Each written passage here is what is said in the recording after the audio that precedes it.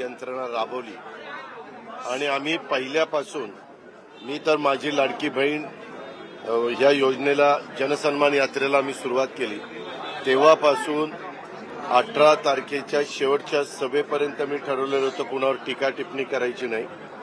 आपण आपला कार्यक्रम सांगायचा. कुणी वाचाळवीरांनी वेगळे स्टेटमेंट केलेलं असेल तर तेवढ्यापुरतं त्या स्टेटमेंटच्या बद्दल आपलं मत काय ते सांगायचं आणि उद्याच्या काळामध्ये आमचं सरकार आल्यावर पुन्हा आमचं उद्याचं व्हिजन काय राहणार आहे ते सांगायचं आणि ह्याच पद्धतीनं आम्ही शेवटपर्यंत प्रचाराची यंत्रणा राबवली. मी अनेक मतदारसंघामध्ये जाण्याचा प्रयत्न केला. काही ठिकाणी मला जाता आलं नाही दुर्दैवाने.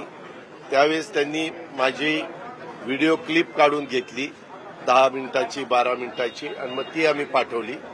अशा पद्धतीनं मॅक्झिमम मतदारसंघामध्ये पोहोचण्याचा प्रयत्न एकनाथरावजींनी केला, देवेंद्रजींनी केला, मी केला, प्राईम मिनिस्टरनी केला, अमित भाईंनी केला, इतर दिग्गज नेत्यांनी केला आणि या पद्धतीनं आम्ही प्रचाराची यंत्रणा राबवली आणि त्याला चांगल्या प्रकारचं यश आलेलं आपण सगळे बघतोय. वास्तविक बऱ्याच वर्षांनी महाराष्ट्रामध्ये एवढं थम्पिंग मेजॉरिटी आलेलं चित्र आपल्याला पाहायला मिळालं नाही.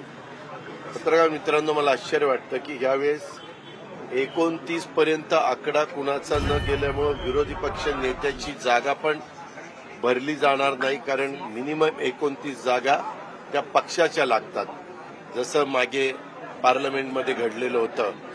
मला वाटतं 53-54 जागा असल्याशिवाय तुम्हाला विरोधी पक्ष नेत्याचं पद त्या ठिकाणी मिळत नाही. अर्थात तो विषय इथला नाहीये, तो विधानसभेतला विधान परिषदेमधला विषय, तो तिथल्या तिथं आम्ही त्या ठिकाणी घेऊ.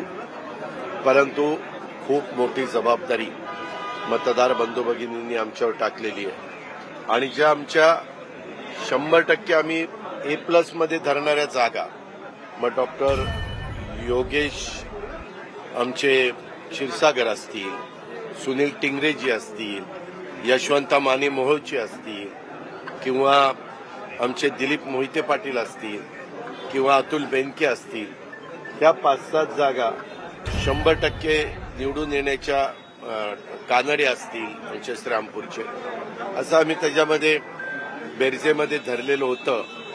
देवेंद्र भुयार असतील, परंतु त्या जागा दुर्दैवाने